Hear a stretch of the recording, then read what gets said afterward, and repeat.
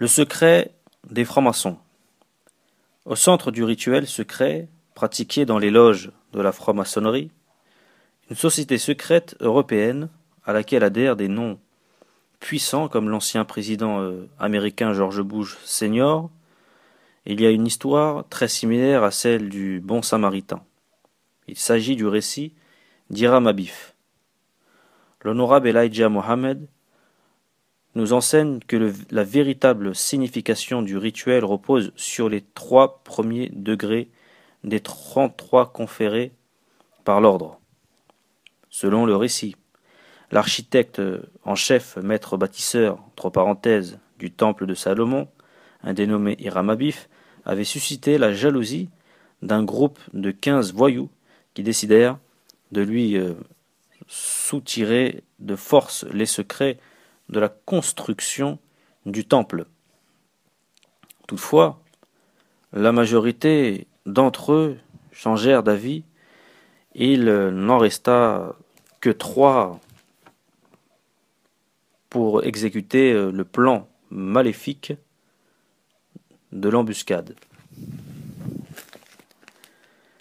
C'étaient des ouvriers appelés Jubelo et Jubelum. Alors qu'Hiram était en route pour aller prier, à l'heure du midi, ces 3 voyous allèrent à sa rencontre. C'est d'abord Jubela qui, à partir de la porte du sud, lui adressa la parole en disant « Grand maître Hiram, je suis heureux de te rencontrer seul. C'est une occasion que je cherche depuis longtemps. Tu sais que tu nous as promis de nous transmettre, après le parachèvement du temple, les secrets d'un maître maçon, ou le mot du maître, nous permettant de voyager dans des pays étrangers, de travailler et de gagner le salaire d'un maître. Le temple est presque fini, et nous n'avons pas obtenu ce que nous cherchons depuis si longtemps.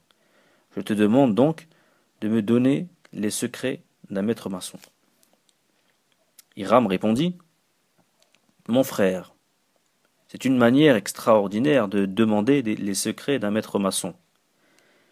Et ce n'est ni l'heure, ni l'endroit.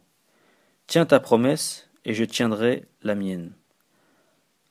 Attends la fin de la construction du temple, et si tu es digne, tu les recevras, autrement, tu ne peux pas les recevoir. » Sur ce, Jubela rétorqua « Ne me parle pas de l'heure ni du lieu. Au début, je ne doutais point de la véracité de tes paroles, mais maintenant, j'ai des doutes. » Hiram lui dit « Je ne le ferai pas, et je ne peux pas les donner avant le parachèvement du temple, et ensuite seulement en la présence de Salomon, roi d'Israël, d'Hiram, roi de Tyr. » La réaction violente de Jubila fut de lui transpercer la gorge avec une baguette de 24 pouces. Gravement blessé, il s'est mis à courir vers la porte de l'ouest où Jubelo lui demanda aussi le mot du pouvoir. Suite à son refus, le voyou le frappa à la poitrine avec une équerre. Finalement, avec son dernier brin d'énergie, il se dirigea vers la porte et où Jubelum lui fit la même requête. Encore une fois, Hiram refusa et c'est ainsi qu'il a reçu le coup fatal à la tête avec un maillet.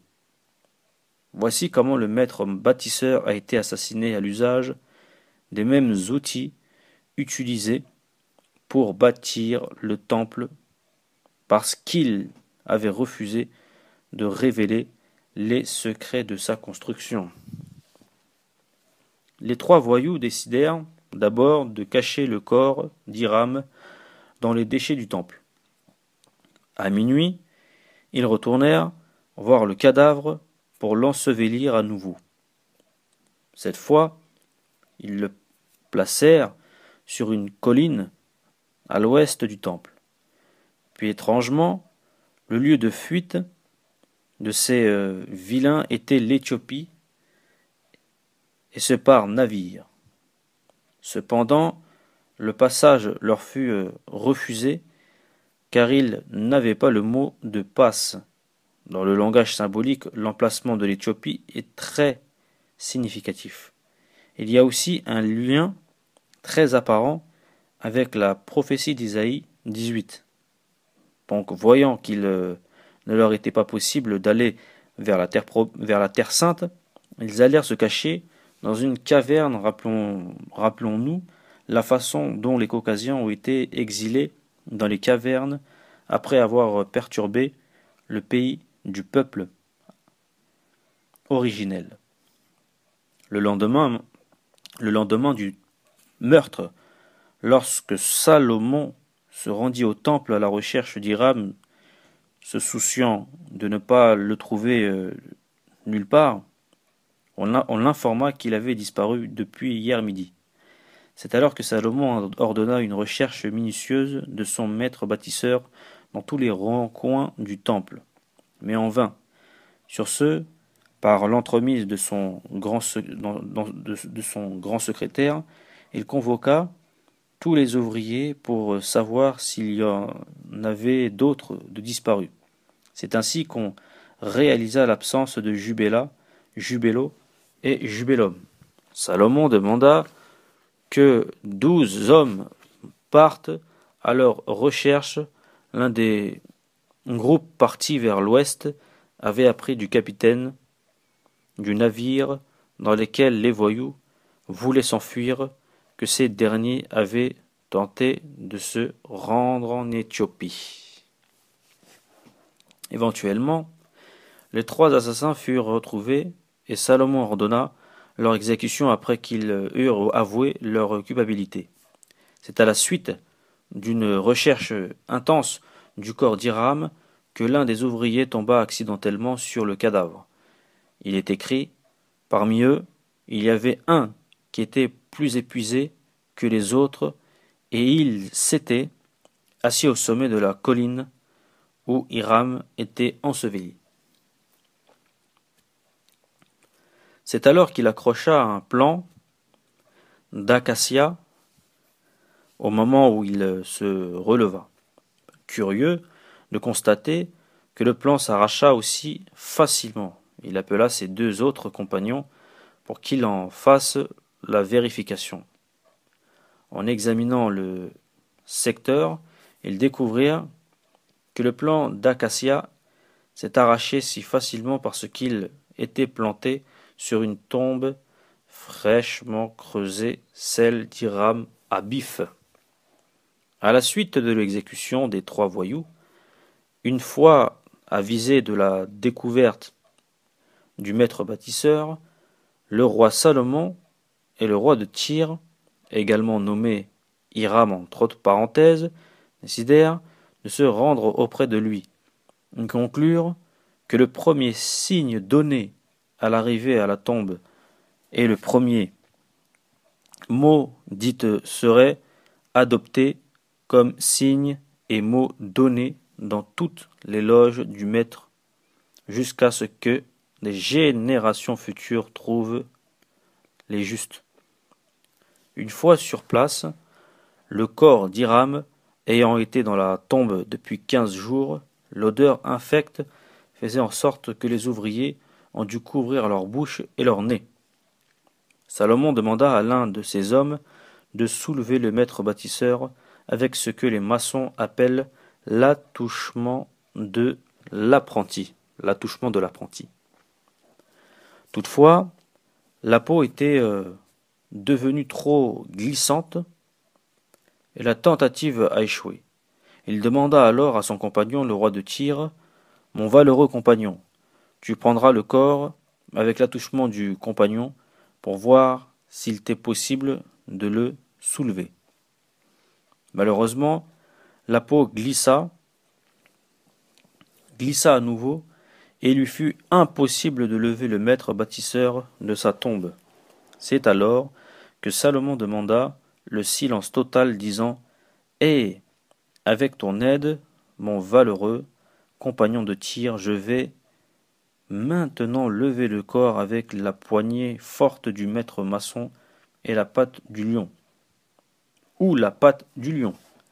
Il s'avança donc vers le cadavre, lui tendit la main droite, agrippa fermement le poignet d'Hiram, puis le leva finalement de sa tombe, lui redonnant ainsi la vie, le ressuscitant d'entre les morts. Chaque franc-maçon est appelé à revivre cette histoire dans les 3 premiers degrés de leur initiation au secret de l'ordre, et leur est posé la question: de quoi, vers quoi et par quoi es-tu élevé au degré du maître? À ce doivent-ils répondre: de l'état de mort à une vie perpendiculaire à l'équerre, par la forte poignée du maître maçon, ou de la patte de lion sur les 5 poings du compagnon. De toute évidence, le lien entre ce récit et la recherche du peuple perdu de la Bible est absolument incontournable. La référence à la retrouvaille des justes, dans une époque future, fait clairement allusion à la prophétie concernant la brebis perdue, la pierre que le bâtisseur du temple de Salomon ont rejeté, le peuple élu de Dieu qui se trouvera en captivité, etc. Du début à la fin des Écritures, toute la quête des prophètes est centrée sur cette idée, et il en est de même dans les secrets de la franc-maçonnerie.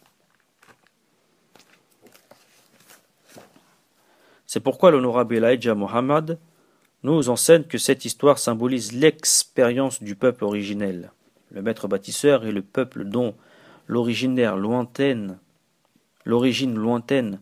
lui permettrait de construire le royaume de Dieu dont le temple est le symbole. Toutefois, il a été pris d'assaut par 3 voyous qui représentent l'Amérique, la Grande-Bretagne et la France.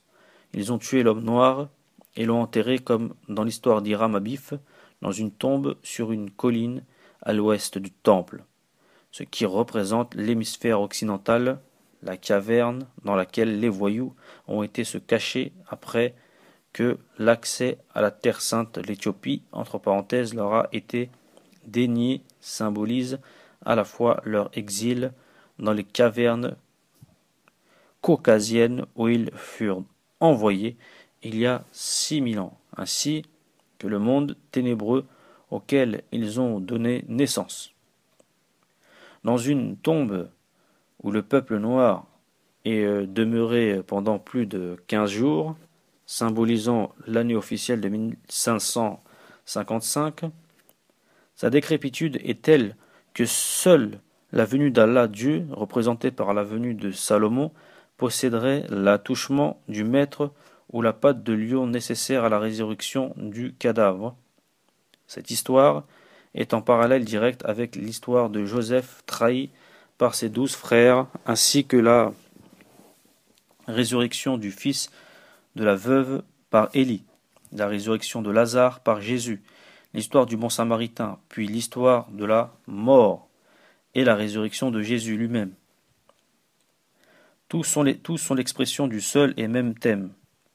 Ceci étant le besoin du processus de résurrection de l'humanité tout entière qui devait commencer par la pierre que les bâtisseurs ont rejetée, le peuple méprisé et gardé en captivité par des ennemis de l'Éternel, la brebis que Dieu allait venir chercher et sauver, le peuple noir, les Amériques en particulier et le peuple noir en général.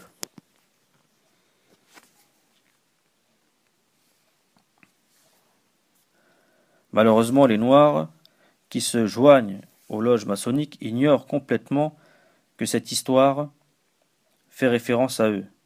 Ils ne font que suivre les pas des enfants de leurs maîtres d'esclaves, visant l'obtention de certains privilèges sociaux, sans savoir non plus que ces derniers pratiquent une science basée sur le savoir, la sagesse et la spiritualité de leurs ancêtres égyptiens.